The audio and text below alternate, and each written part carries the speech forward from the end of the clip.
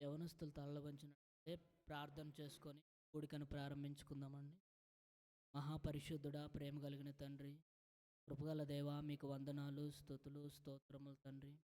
ఇదిగో దేవా నాయనా, ఇంతవరకు నాయనా నీవు మా మధ్యలో ఉండి నడిపించిన విధానమును బట్టి మిమ్మల్ని స్తుతిస్తూ ఉన్నాము, ఘనపరుస్తూ ఉన్నాము.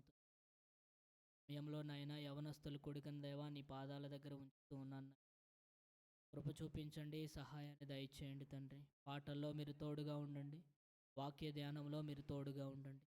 మాకు కావలసిన దేవా నాయన మాటల ద్వారా తండ్రి నాయన మాతో మాట్లాడి మమ్మల్ని సరిచేయమని, కావలసిన వారిని సకాలంలో నీ సన్నిధికి నడిపించమని మా ప్రభు అయిన యేసుక్రీస్తు నామమును బట్టి అడిగి వేడుకొనుచుంటున్నాం తండ్రి. ఆమేన్.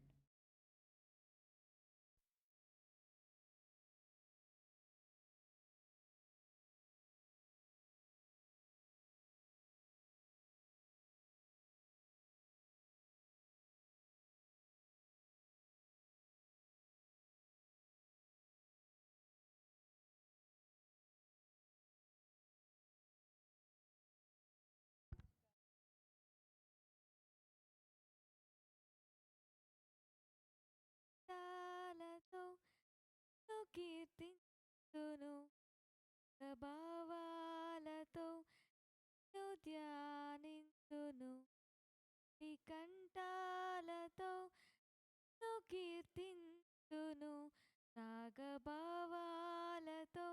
నిన్ను ధ్యానింతును గాత్ర వీణనే మీటి నేను పాడన స్తోత్ర గీతమే బ్రతుకంతర్పించన గాత్ర వీణనే మీటి నేను పాడన స్తోత్ర గీతమే బ్రతుకంతర్పించన కోటి కంఠాలతో కీర్తింతును రాగభావాలతో ధ్యానింతును కోటి కంఠాలతో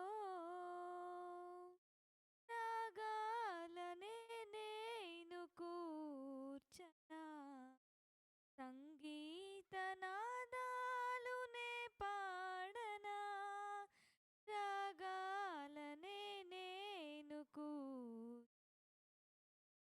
సంగీత నాదాలునే పాడనా దయమే నీ ఆలయం హృదయమే నీ ఆలయం నాలోన నివసించిన యేసువా ఈ కంఠాలతో కీర్తింతును భావాలతో ధ్యానింతును తాళతో యాగంబునై నేను వేదనా సన్నుతి గీతాంబునే పాడనా యాగంబునై నేను నుతి గీతంబునే పాడనా జీవితం నీకంకితం నా జీవితం నీకంకితం స్తుతియాగమై నిన్ను కంఠాలతో కీర్తింతును ప్రభావాలతో నిన్ను ధ్యానింతును ఈ కంఠాలతో సువార్తనే నేను చాటనా సాక్షిగా నేను జీవించనా సువార్తనే నేను చాటనా సాక్షిగా నేను జీవించనా ప్రాణార్పణముగా పోయబడిన ప్రాణార్పణముగా పోయబడిన నీడలో నడిపించు నా యేసువా. కంఠాలతో నిన్ను కీర్తింతును, భావాలతో నిన్ను కంఠాలతో నిన్ను కీర్తింతును, భావాలతో నిన్ను గాత్రవీణనే మీటి నేను పాడన, స్తోత్ర గీతమే బ్రతుకంత అర్పించన. గాత్రవీణనే మీటి నేను పాడన, స్తోత్ర గీతమే బ్రతుకంత అర్పించన. కంఠాలతో కీర్తును, భావాలతో నిన్ను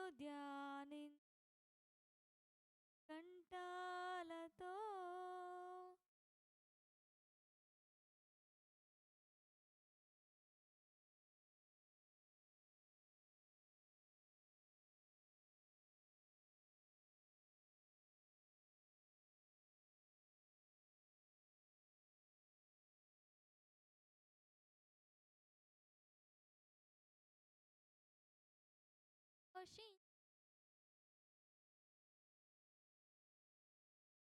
ఓదార్చి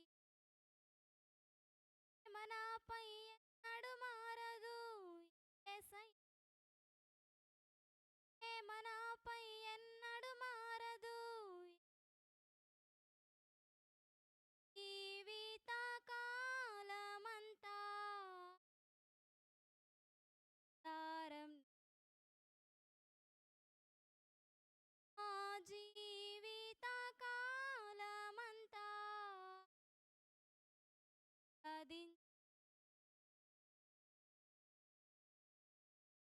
దుటాకే ప్రతి తాతావు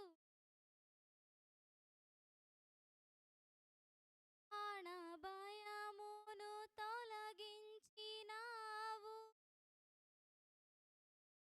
కులాను భజనులలో నీ మహిమ వివరింప, దీర్ఘాయువుతో నన్ను నింపినావు. ప్రాణ భయమును తొలగినావు, ఆకారములను స్థాపిం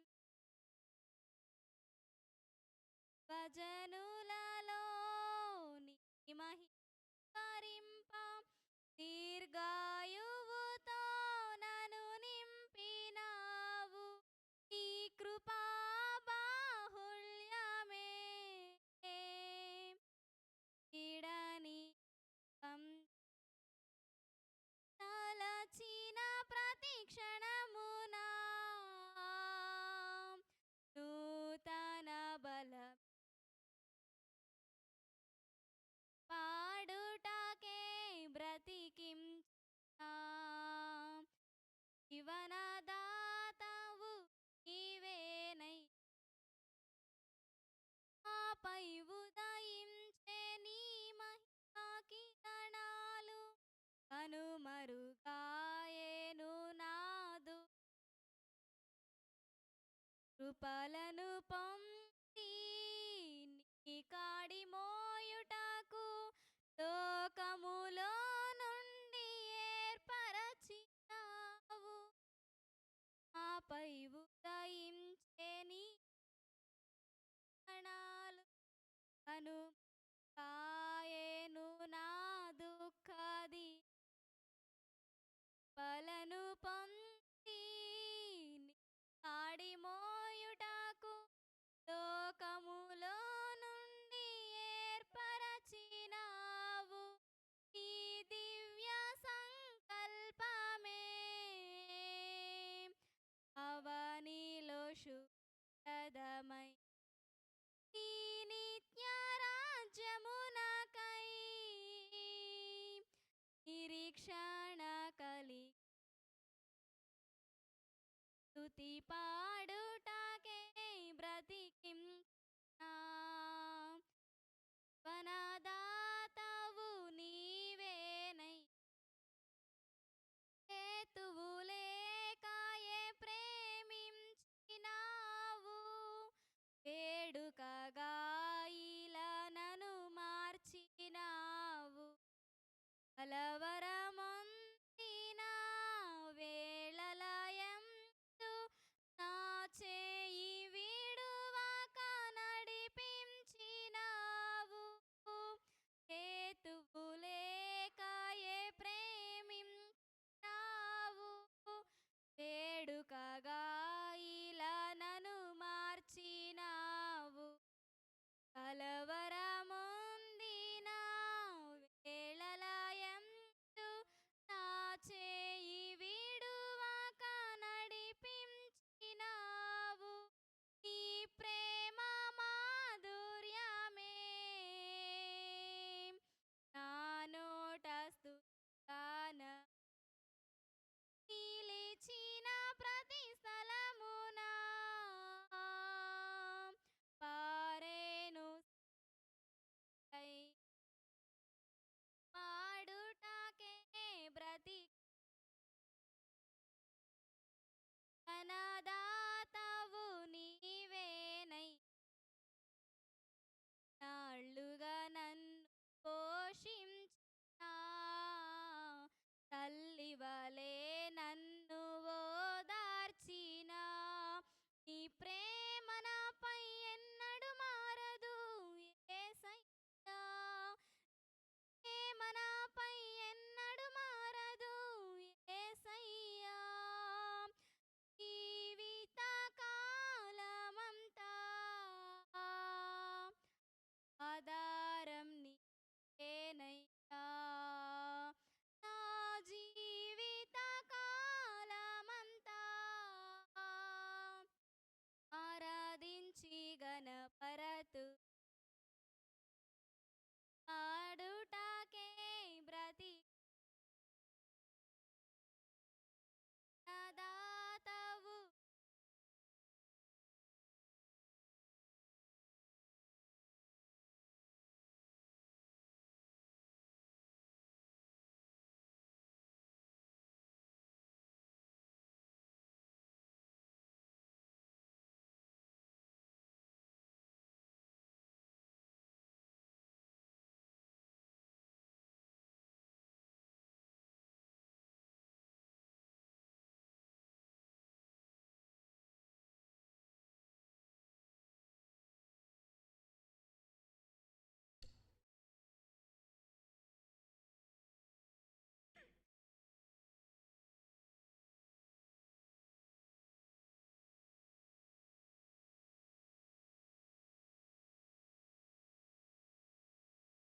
తిమోతికి రాసిన 6వ అధ్యాయం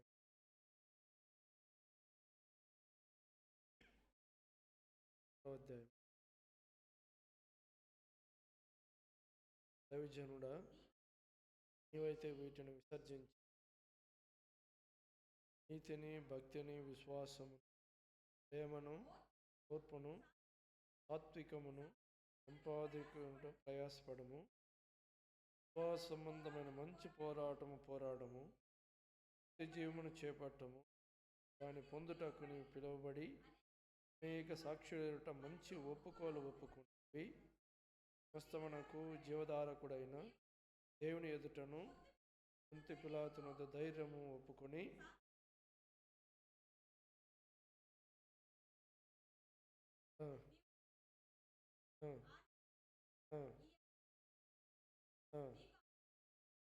చాలు చదవబడిన వాక్య భాగాన్ని అందరి క్షేమం కొరకు దేవుడు అవసరమైన పౌలు తిమోతికి 2 ఉత్తరాలు రాశాడు. వయసు రీత్యా అవసరమైన పౌలుకు తాత మనవడు ఉన్నటువంటి వయసు వ్యత్యాసం కలదు. చాలా పెద్దవాడు పౌలు, కానీ వయసులో చాలా చాలా చిన్నవాడైనటువంటి తిమోతిని ఏమని సంబోధిస్తున్నాడు? దైవజనుడా అని సంబోధించాడు. అతను చాలా యవనస్తుడు. అప్పటికే ఈ ఉత్తరం రాసే సమయానికి చాలా ఆయన వృద్ధుడయ్యాడు. కానీ రక్షణ పొందిన యవనుడుగా ఆసక్తి కలిగి ఉన్నాడు తిమోతి.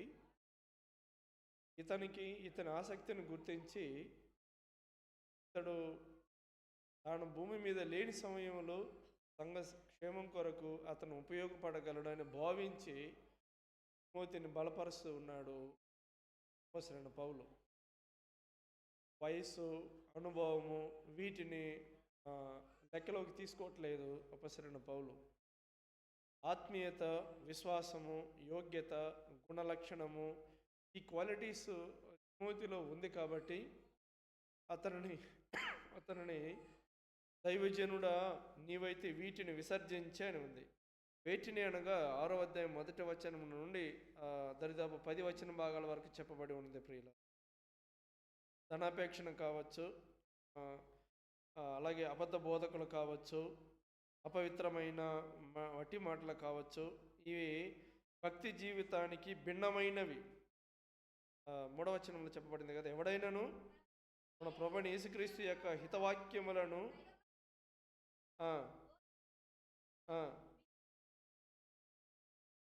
చాలండి, భిన్నమైన బోధన ఉపదేశించే వాళ్ళు ఉన్నారు, వాక్యాన్ని కరిపి చెరిపేవారు ఉన్నారు, యవనస్తులను తప్పుదోవ పట్టించేవారు ఉన్నారు, సరైన వాక్యపు విధానంలో నడిపించేవారు లేరు. అప్పట్లోనే, మొదటి శతాబ్దంలోని సంగతులు ఇవి, అప్పట్లోనే లేరు. కాబట్టి సరైన విధానము, సరైన మార్గము వాటిని గురించి తెలియచేస్తూ నీవు వీటిని విసర్జించి అని ఒకటి వేసి అక్కడ ఏమని ఉంది? మూల భాషలో విడిచి పారిపోవాలి. అనగా మన భక్తి జీవితానికి ఎక్కడే కానీ కళంకం కలిగించేటువంటి దగ్గర మనం అక్కడ ఉండడానికి వీల్లేదు. 2వ పత్రికలో కూడా అదే మాట చెప్పాడు. 2వ పత్రిక 2వ అధ్యాయము వచనము 22,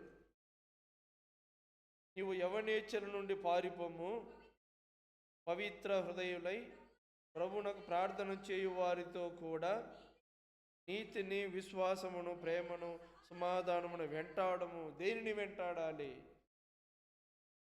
మరి ఈరోజు యవ్వన జీవితం దేని వెంటబడుతుంది? ఎలా ఆకర్షించబడుతుంది? ఎలా పాడైపోతుంది? ఎలా పతనావస్థకు చేరుకుంటూ ఉన్నది? ఎలా ఆకర్షితులవుతున్నారు? ఎందుకు అనగా ప్రియులారా, మనం గమనించాలి, ఇది ఎప్పుడో క్రీస్తు శకం 1వ శతాబ్దంలోనే, ఇప్పుడు 21వ శతాబ్దంలో ఉన్నాం. అపవాది ఆనాడు పనిచేశాడు, ఈనాడు పనిచేస్తున్నాడు. ఎందుకనగా మన ఆత్మీయ జీవితం, మన యవ్వన జీవితం స్వేచ్ఛను దేవుడు అనుగ్రహించాడు. ఆ స్వేచ్ఛలో సాతాను యవ్వన జీవితాన్ని పాడు చేయడానికి కొన్ని పథకాలు వేస్తూ ఉంటాడు. కాబట్టి మన భక్తి జీవితాన్ని మనం దేవునికి అప్పగించుకొని సాధారణంగా మనుషులకు కలిగే శోధన తప్ప ఇంకేది దేవుడు మనకు అనుగ్రహించాడు. సహించిన దానికంటే ఎక్కువ ఆయన మనకు శోధింపడు. దేవుడు ఎప్పుడు ఆయన మనల్ని శోధించడు కానీ పరిశోధిస్తుంటాడు. బంగారము అది స్వచ్ఛమనేదా కాదా తెలియాలంటే పుటం వేయబడాలి, అది పరిశోధన. అలాగూ మన విశ్వాసము కొన్నిసార్లు మన విశ్వాస జీవితంలో మనం ఉన్నత దశకి చేరడానికి కొన్ని కఠినమైన పరిస్థితుల గుండా దేవుడు మనల్ని పరీక్షిస్తూ ఉంటాడు. శోధకుడు సాతానుడు, మనల్ని పరీక్షించి పరిశోధించేవాడు దేవుడు. కాబట్టి మన దేవుని చేతికి అప్పగించుకొని, బాల్యము నుండి భక్తి జీవితం కలిగిన వాడు తిమోతి. బాల్యము నుండి అది ఆయనే సాక్ష్యం ఇచ్చాడు. బాల్యము నుండి భక్తి జీవితం కలిగినటువంటి ఆ తిమోతి దైవజనుడాన్ని సంబోధించాడు. దైవజనుడాన్ని సంబోధించి ఏం చెప్పాడు? నీవైతే వీటిని విసర్జించి నీతిని, భక్తిని, విశ్వాసమును, ప్రేమను, ఓర్పును, అది ఆత్మీయమైన విషయాలు సంపాదించుకోవడానికి ప్రయాసపడమన్నాడు.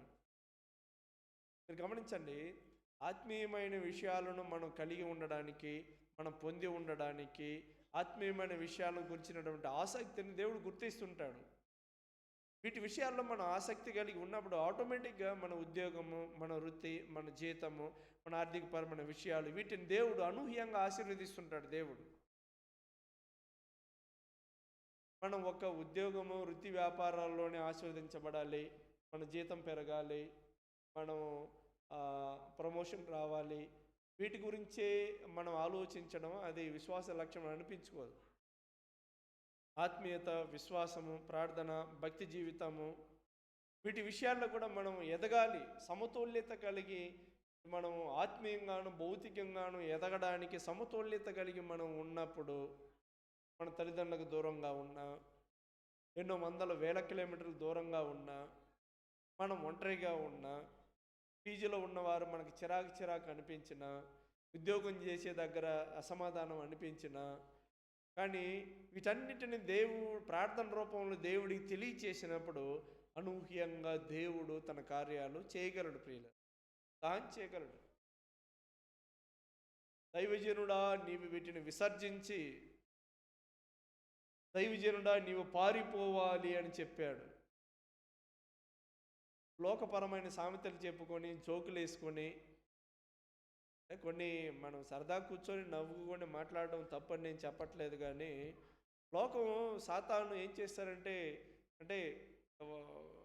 సైతానీయమైన లోకపరమైన ఉపమానాలు, మాటలు కవించి, నవ్వించి, కొన్నిసార్లు భక్తి జీవితాన్ని అపవిత్రపరచడానికి అపవాది కుట్ర పన్నుతూ ఉంటాడు. అందుకని 2వ పత్రికలో ఏమన్నాడు? యవ్వనస్తుడా నీ యవ్వనేచ్ఛల నుండి ఏం చేయమన్నాడు? పారిపోమ్మన్నాడు. పవిత్ర హృదయులై ప్రభువునకు ప్రార్థన చేయు వారితో కూడా నీతిని, విశ్వాసమును, ప్రేమను, సమాధానమును వెంటాడు. భక్తి జీవితానికి భంగం కలిగించే వాటి దరిదాపుల్లో దయచేసి నువ్వు ఉండద్దు. నువ్వు ఒక ఆత్మీయుడివి, నువ్వు ఒక ఆత్మీయురాలివి. ప్రార్థన చేసే దగ్గర, వాక్య ధ్యానం దగ్గర, దేవుని సన్నిధి, ఆత్మీయులను వెంటాడి ఆత్మీయమైన విషయాల గురించిన ఆలోచన కలిగి ఉండాలి అని దేవుడు తెలియచేస్తున్నాడు. ఎందుకనగా తాను ఉన్నప్పుడే ఒక యవ్వనస్తుడిని దైవజనుని స్థాయికి పౌలు ఆయనను తీర్చిదిద్దగలిగాడు. దైవజనుని స్థాయికి. ఎందుకనగా తాను ఇంక భూలోకంలో ఎంతకాలం ఉండలేడు. తాను సేవ చేసి నిర్మించిన సంఘాలు ఉన్నాయి, తాను సేవ చేసి నిర్మించినటువంటి ఆత్మీయులు ఉన్నారు, యవనస్తులు ఉన్నారు.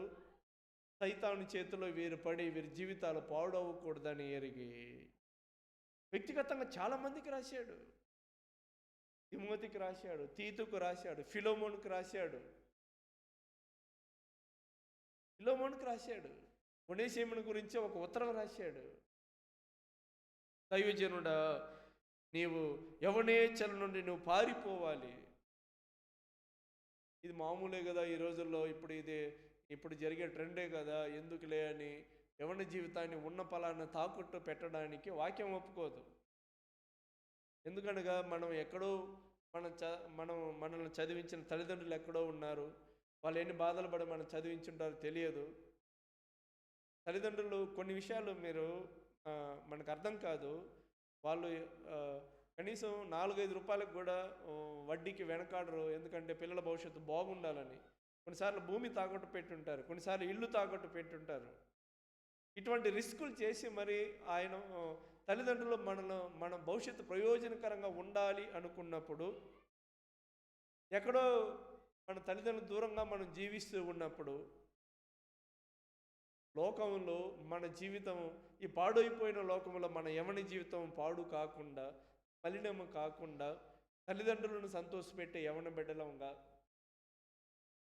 ఇటువంటి చక్కటి సహవాసం కలిగి, మంచి వాక్యం పట్ల పట్టు కలిగి, తిమోతికి వాక్యం మీద పట్టు ఉంది, వాక్యం మీద అవగాహన ఉంది. బైబిల్లో దరిదాపు అన్ని అధ్యాయాలు కలిసి అన్ని గ్రంథాలు కలిసి ఎన్ని అధ్యాయాలు ఉంటాయా? 1306 అధ్యాయాలు ఉంటుంది. 1306 డివైడెడ్ బై మీరు ఎలా చేస్తారు? 365 కొట్టండి. 1306 డివైడెడ్ బై 365 కొడితే ఎన్ని వస్తాయా? 4.5 సమ్ చేంజ్ ఏదో వస్తుంది కదమ్మా. అంటే రోజుకి ఎన్ని అధ్యాయులు? 4.5 5 అధ్యాయులు చదివామంటే బైబిల్ అయిపోద్ది. అసలు చాలా సునాయాసంగా మనం అధిగమించే విషయాలను అపవాది మనల్ని అల్లంత దూరం వెళ్ళనివ్వడు. ఎన్నో అవంతరాలు కలిగిస్తాడు, ఎన్నో ఇబ్బందులు కలిగిస్తాడు. నాకు వ్యక్తిగతంగా ఉన్న ఆశ ఆకాంక్ష ఏంటి అనగా, తిమోతి పట్ల దైవజనుడైన పౌలుకు ఎటువంటి ఉద్దేశాలు కలిగి ప్రయోజకుడిగా ఆయన్ను తీర్చిదిద్దాడు, మన సంఘంలో ఉన్న యవనస్తులు వాక్యం మీద అలాగే పట్టు కలిగి ఉండాలన్నదే. ఆదివారం ఒక పూట మనం వస్తున్నాం, వాక్యం వింటున్నాం, ఆసక్తిగా ఉంటున్నాం, బాగానే ఉంటున్నాం. మిగిలిన 6 రోజులు సాతాను చేతులు కట్టుకొని గమ్మును ఒక మూలను కూర్చో ఉండడు. గమ్ముకుంటాడేంటే వాడి ప్రయత్నం వాడు చేస్తూనే ఉంటాడు. వాడు ఇబ్బంది పెట్టేటప్పుడు పాస్టర్ గారి దగ్గర ఉన్నాడు, ఇంకొకరి దగ్గర ఉన్నారు. మనల్ని మనమే కాపాడుకోవాల్సిన బాధ్యత మన మీదే ఉంది. లోకం ఎన్నెన్నో ఎత్తుకు పై ఎత్తులు వేస్తుంటుంది, తీయని మాటలు మాట్లాడుతూ ఉంటుంది. లోకం మనల్ని ఎలా బేరీ చేస్తుందంటే, నేను కొన్నిసార్లు సైట్లోకి నేను కారులో వెళ్తుంటాను, సెక్యూరిటీ లేచి నిలబడి వంగి మరీ దండం పెడుతుంటాడు. కొన్నిసార్లు ఈ ట్రాఫిక్తో నాకు గొడవ ఎందుకు లేని 2 వీలర్ వేసుకెళ్తాను, అదే సెక్యూరిటీ కాలు మీద కాలు వేసుకొని చైర్లో దర్జాగా కూర్చో ఉంటాడు. అంటే లోకం మనం రిసీవ్ చేసుకునే విధానం ఎలా ఉంటుందంటే, 2-3 దగ్గరలో సైట్లో వర్క్ చేపిస్తున్నాం. ఆయన పెద్ద ఆయనే, అంటే నాకు దాన్ని బట్టి అవగాహన, వెళ్ళినప్పుడల్లా పాపం తండ్రి లాంటి వయసు ఉందని ఖర్చులు డబ్బులు ఇస్తున్నాం. కానీ లోకం మనల్ని ఎలా తీసుకుంటుంది, ఎలా రిసీవ్ చేసుకుంటుంది, ఎలా మనం నోటీస్ చేస్తుంది, ఎలా మనం రెస్పెక్ట్ చేస్తుంది అంటే, లోకంలో మనకున్న పొజిషన్ను బట్టే లోకం స్పందిస్తుంది. వయసు ఆయనకు దాదాపు 50-55 ఉంటుంది. కారులో పోయానంటే గేట్ తీస్తాడు. ఒక లేఅవుట్లో ఇప్పుడు ఒక సైట్ కన్స్ట్రక్షన్ చేస్తున్నాం వర్తూరు దగ్గర, వంగి మరీ దండాలు పెడతాడు. కానీ కొన్నిసార్లు నేను 2 వీలర్ వేసుకెళ్తాను, సెల్ ఫోన్ చూస్తుంటాడు. కార్లో వెళ్ళినప్పుడు కూడా సెల్ ఫోన్ చూస్తుంటాడు. సెల్ ఫోన్ పక్కన పడేసి గబగబా లేచి వస్తాడు, తీస్తాడు, వంగి దండం పెడతాడు. 2 వీలర్లో పోయినప్పుడు కూడా కాలు మీద కాలు వేసుకునే ఉంటాడు, చైర్లోనే ఉంటాడు, సెల్ ఫోన్ చూస్తుంటాడు, ఇలా చూసి గమ్ముకుంటాడు. లోకంలో మనకున్న స్థానాన్ని, మనకున్న స్థాయిని బట్టి గౌరవిస్తుంది. తర్వాత మన బంధుత్వం కూడా అంతే. బంధువుల దగ్గర మీరు కొంచెం జాగ్రత్తగా ఉండాలి. నా అనుభవం నేను చెబుతున్నాను. బంధువులు, ఈ రక్త సంబంధులు, కనీసం బయట వాళ్ళైనా అయ్యో అంటారు, కానీ బంధువుల దగ్గర మంచి బంధువులు కూడా ఉంటారు, నేను లేదని చెప్పడం లేదు. కానీ ఎక్కువ శాతం నేను ప్రతికూలంగా ఉండే బంధువుల్ని చూశాను. అంటే ఎదిగితే ఓర్చుకోలేని తనం, నువ్వు బాగుంటే ఓర్చుకోలేని తనము, నువ్వు మంచి ఉద్యోగం చేస్తుంటే ఓర్చుకోలేని తనం. పైకి బాగానే మాట్లాడతారు, ఏంటమ్మా బాగున్నావా, ఏంటయ్యా బాగున్నావా, ఉద్యోగం చేస్తున్నావు అంటగా బాగానే ఉంటారు, లోపల మాత్రం లెక్కలేసుకుంటుంటారు. కాబట్టి మనము లోకములో ఒక రోల్ మోడల్గా ప్రతి విషయంలో భద్రపరచబడి, తల్లిదండ్రులకు సంతోషకరమైన కుమారులుగా, కుమార్తెలుగా, తండ్రిని సంతోషపెట్టేవారుగా. తిమోతిని బట్టి ఏనాడు పౌలు బాధపడలేదు, తిమోతిని బట్టి ఏనాడు ఇబ్బంది పడలేదు. ఇదే గ్రంథంలో దేమాను గురించి బాధపడ్డాడు పౌలు. దేమ ఏం చేశాడంటయ్యా, ఇహలోకమును స్నేహించి నన్ను విడిచిపోయాడు అన్నాడు. ఆ మాట ఉంది, చదువుతామా? 2వ పత్రికలో చదువుతావా? చివరి 4వ అధ్యాయం 9వ వచనం. దేమ ఇహోలోకమును స్నేహించి నన్ను విడిచి వెళ్ళాను. ఆగా దేమ ఎవరితో ఉన్నాడు? మోతి ఎలాగ పౌలుతో ఉన్నాడు, ఈయన కూడా అలాగే ఉన్నాడు. కానీ ఈయన బాడీ ప్రజెంట్ మెయిన్ ఆబ్సెంట్ లాగా ఉంటాడు. ఈయన ఇక్కడ దైవుని సేవకుడి దగ్గర ఉన్నట్టే ఉంటాడు, విన్నట్టే వింటుంటాడు. ఈయన మనసు ప్రపంచం అంతా చుట్టేస్తుంటుంది. అమెరికాకి వెళ్తాడు, రష్యాకి వెళ్తాడు, అక్కడికి వెళ్తాడు, ఇక్కడికి వెళ్తాడు. మనసు ఏమో చక్కర్లు కొడుతుంటుంది, మనిషి ఏమో ఇక్కడ ఉంటాడు. అలా అపవాది దేమ హృదయాన్ని దొంగిలించాడు. తిమోతిలాగే దైవజనుని దగ్గర ఒక విశ్వాసిగా ఉంటున్నాడే కానీ విశ్వాసి లెక్కలో లేనివాడు. అతను హృదయాన్ని దొంగిలించాడు. పౌలుతో వచ్చినట్టే వస్తాడు, ఉన్నట్టే ఉంటాడు, ఎక్కడో మాయమైపోతాడు. లోక ఆకర్షణ. దైవజనుడి దగ్గరే ఉన్నట్టే ఉన్నాడు, కానీ ఆత్మీయుడిగా ఒక విశ్వాసిగా ఉండలేకపోయాడు. ఇహలోకము ఆకర్షించింది, ఇహలోకము తనను ఆకర్షించి బంధించి తన ఇచ్చకు అతన్ని గురి చేసింది. ఏమాను బట్టి పౌలు బాధపడ్డాడు, కానీ తిమోతిని బట్టి ఎన్నడూ పౌలు బాధపడలేదు. మనల్ని బట్టి మన తల్లిని బాధపడడం దూరం అగ్గాక, మనల్ని బట్టి మన తల్లిదండ్రులు ఇబ్బంది పడడం దూరం అగ్గాక. ఆనాడు దైవజనుడైన పౌలుకు మంచి యోధుడుగా, మంచి సైనికుడిగా ఎలాగైతే తిమోతి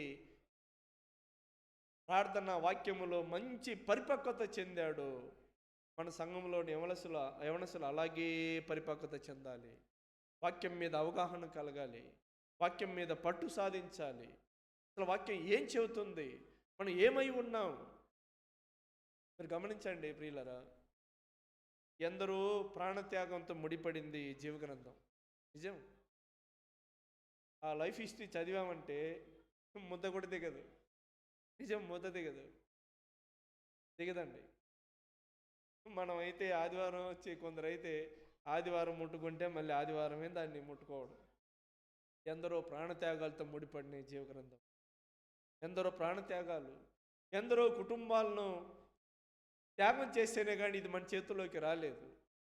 ఎందరో కుటుంబాలు మిషనరీలు వాళ్ళు చనిపోయారు, వాళ్ళ భార్యలు విధవరాలకు మార్చబడ్డారు. వాళ్ళ పిల్లలు తల్లిదండ్రులు లేని వాళ్ళు అయ్యారు. మరి బాగోగులు ఎవరు చూడాలి? ఎందరో కుటుంబాలు త్యాగం చేసే మనకి చేతికి బైబిల్ వచ్చింది.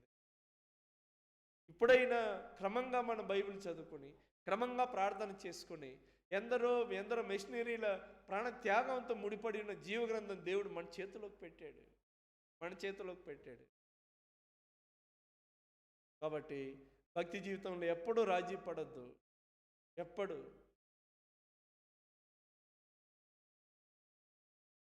యాకోబు గట్టిగా కాలు పట్టుకున్నాడు దేవుని, నువ్వు నన్ను ఆశీర్వదించితేనే కానీ నేను నిన్ను వెళ్ళలేను. గట్టిగా దేవుని కృపగల హస్తాల చేతులు మనం ఒరిగిపోతే దేవుడు ఏమైనా ఎంతవరకైనా మనం తీసుకెళ్ళగలడు.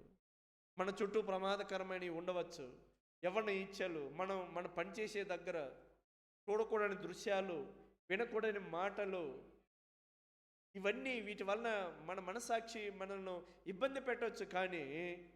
కానీ మన భక్తి జీవితానికి భంగం కలిగించే ప్రదేశం నుండి మనం దూరంగా వెళ్ళిపోవడం మన ఆత్మీయ జీవితానికి ఎంతైనా అది మేలుకరం. ఎందుకు అంటే ప్రియులారా గమనించాలి, యవ్వనస్తులు ఈ లోకంలో పాడైపోయి, శిథిలమైపోయి, ఈ మాదక ద్రవ్యాలకు అలవాటైపోయి జీవితాలే పతనమైన వారి మధ్య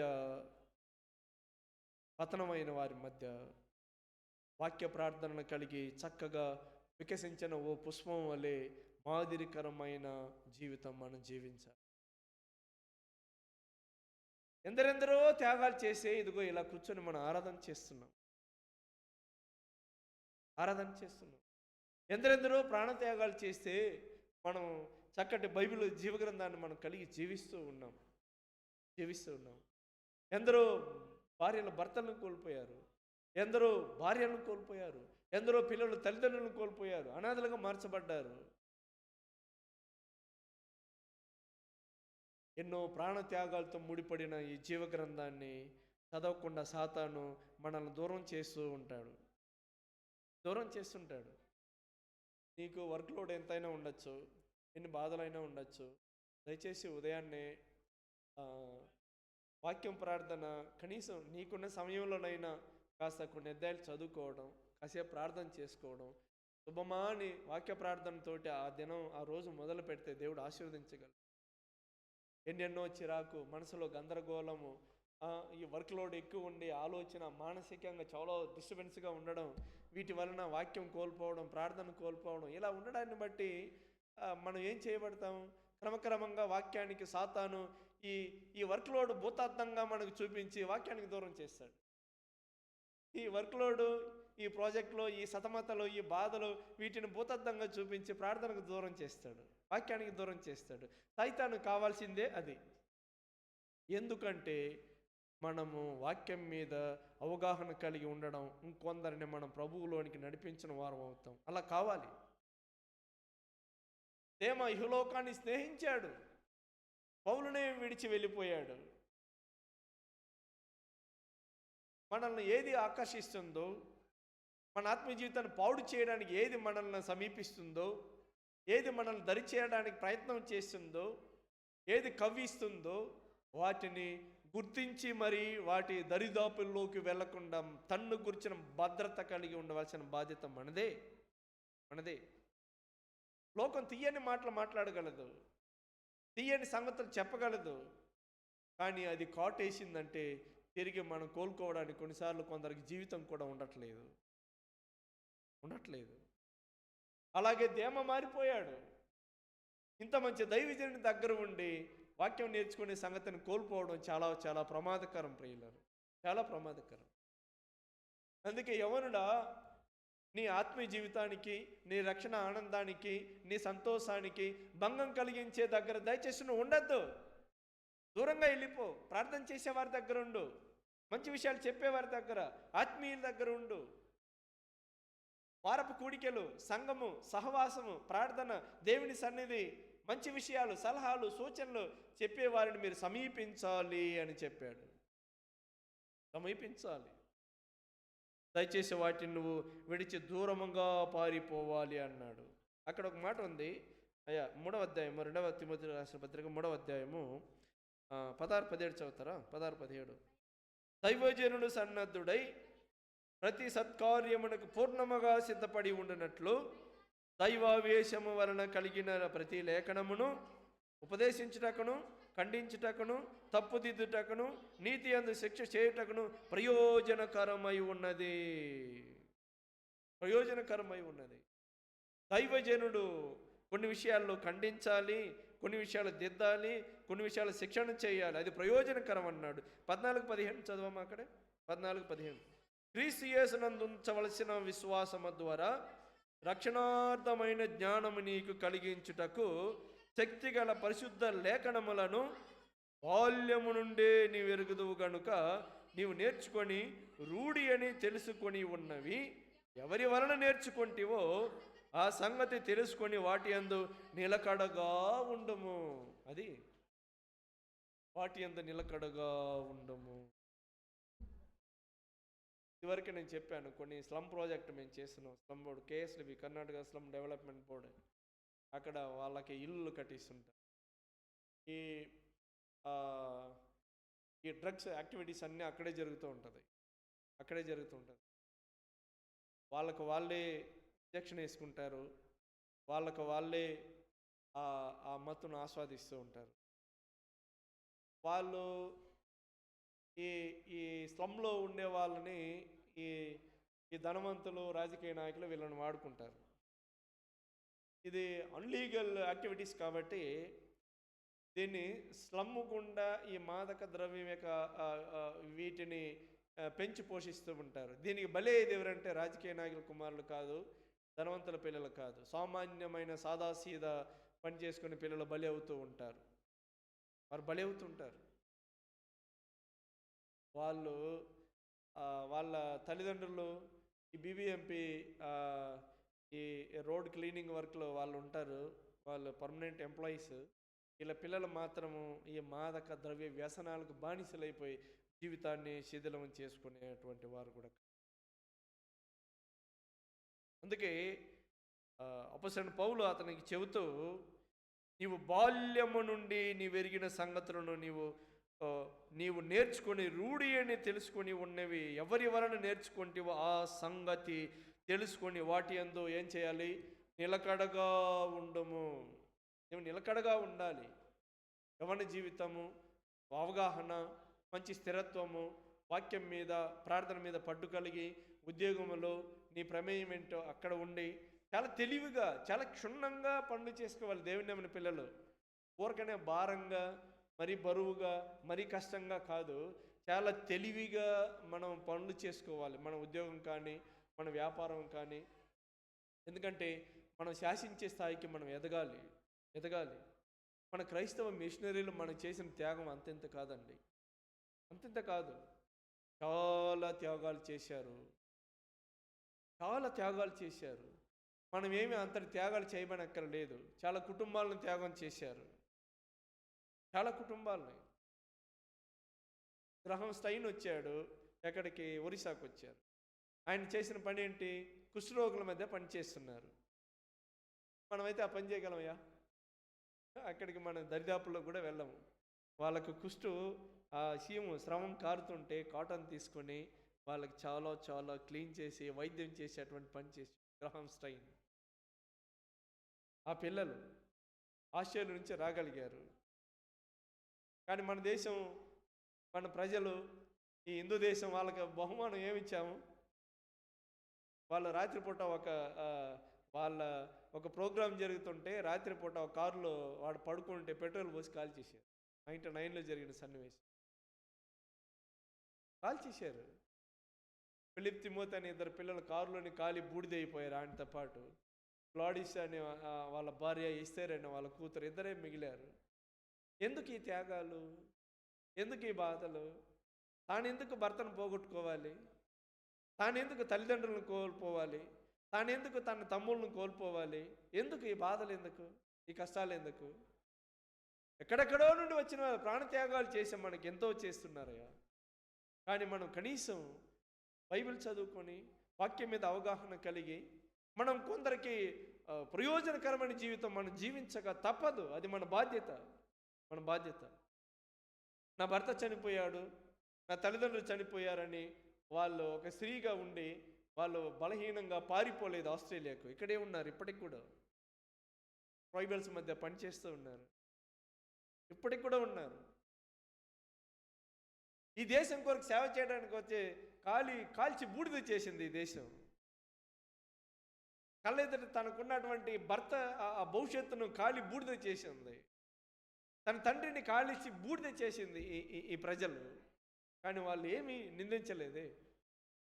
అయినా ఇక్కడే ఉన్నారు, ఇప్పటికీ వారు సేవ చేస్తున్నారు.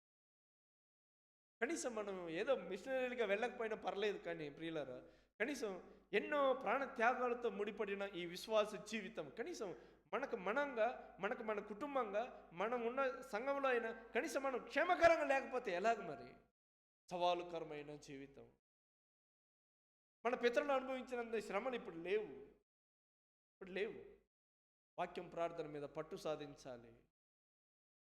తల్లిదండ్రులకు తగ్గ కుమార్తెగా, తల్లిదండ్రులకు తగ్గ కుమారుడుగా మనం అన్ని రంగాల్లో ఆరితేరాలి.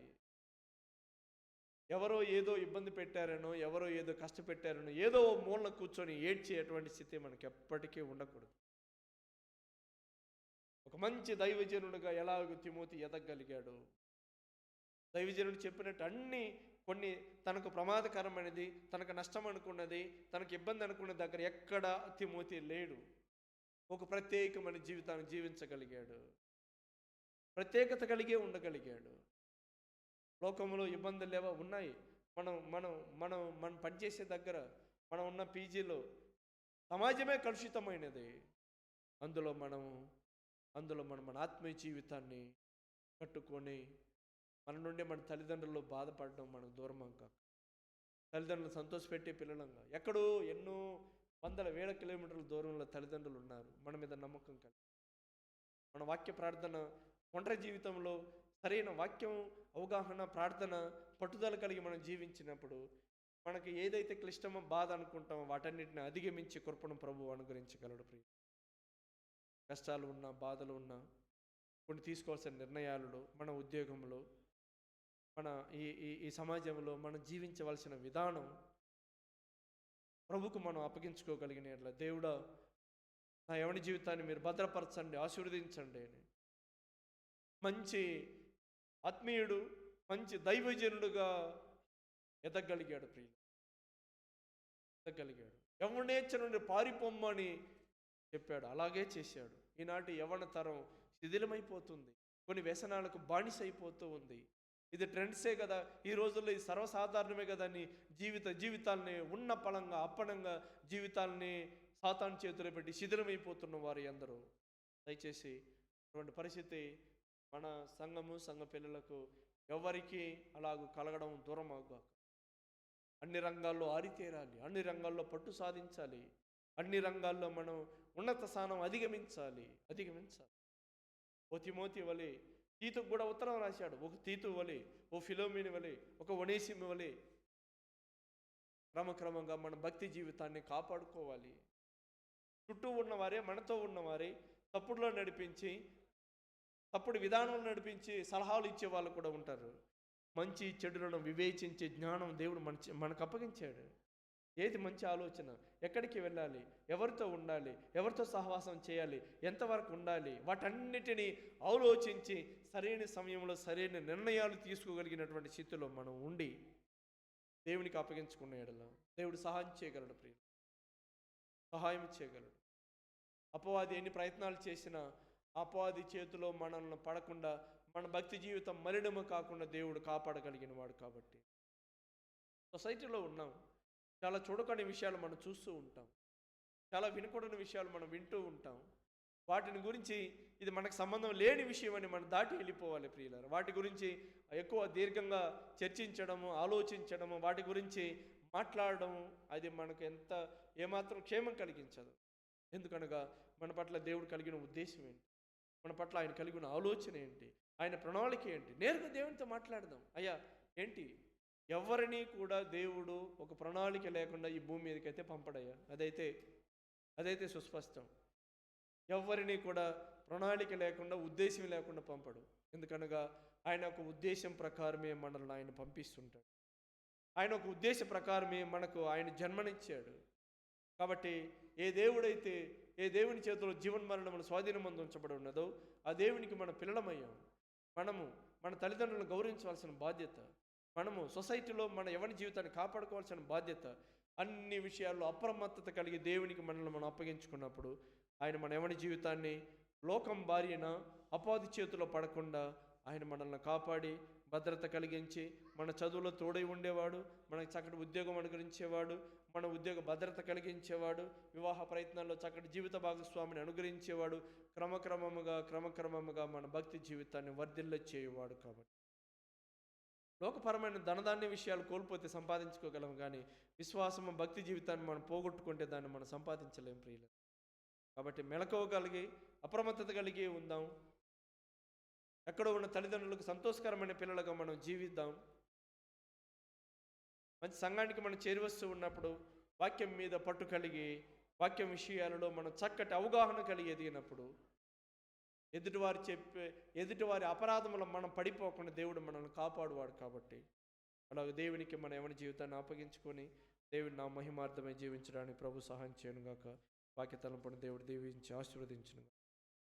ప్రేరేపించబడిన సహోదరులు ప్రార్థన చేస్తారు. ప్రియులారా, మనం ఉడికి ముగించుకుందాం.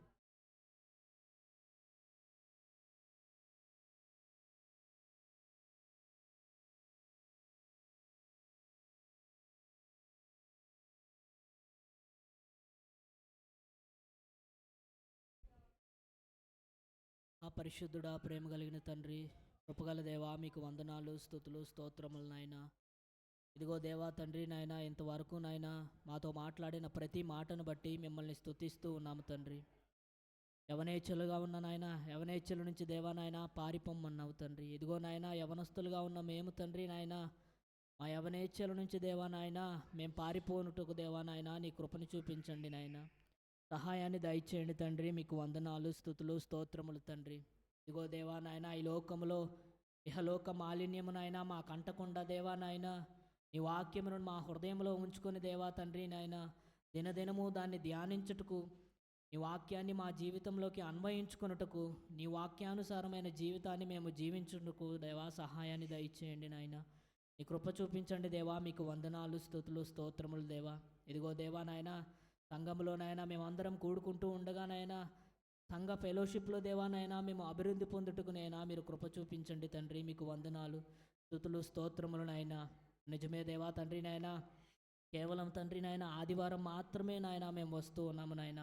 మిగతా రోజులు దేవా తండ్రి నాయన అపవాదికి నాయన మేము లొంగిపోకుండా, అపవాది చేతిలో నాయన పడిపోకుండా, జారిపోకుండా దేవా నాయన మమ్మల్ని మేము దేవా తండ్రి నీ వాక్యముతో పరీక్షించుకుంటూ, నీ వాక్యముతో రక్షించుకుంటూ దేవా తండ్రి నాయన నీకు నమ్మకస్తులుగా నాయన మేము ఉండుటకు మీ కృప చూపించండి నాయన. సహాయాన్ని దయచేయండి తండ్రి. మీకు వందనాలు, స్తుతులు, స్తోత్రములు నాయన.